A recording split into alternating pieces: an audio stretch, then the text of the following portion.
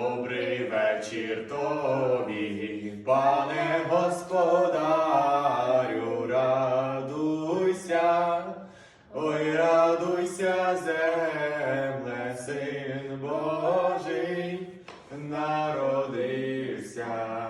Застеляйте столи та все килимами, радуйся, ой, радуйся, земле, син Божий народився.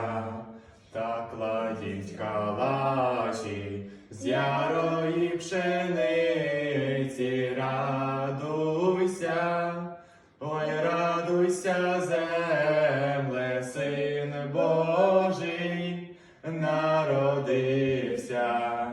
Бо прийдуть до тебе три праздники в гості, радуйся, ой, радуйся, земле, син Божий народився.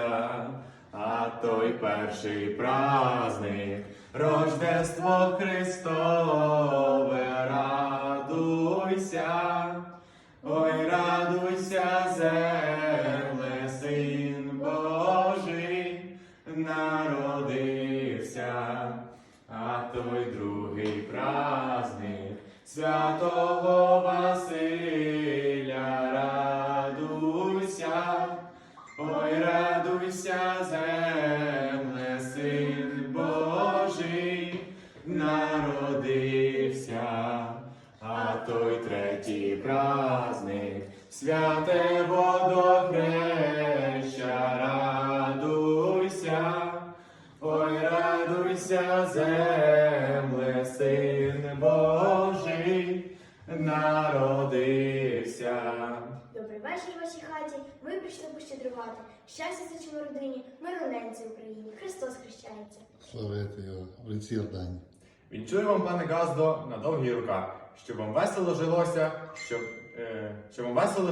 щоб задумане збулося, щоб ніколи не хворіли, щоб нічого не боліло, щоб в роботі все кипіло та в кишені шелестіло. Було як і було чим, було де і було з ким. І було все не тхоліч гуд, аліс, найт капут, Христос хрещає. В лиці Ордані. Молодець.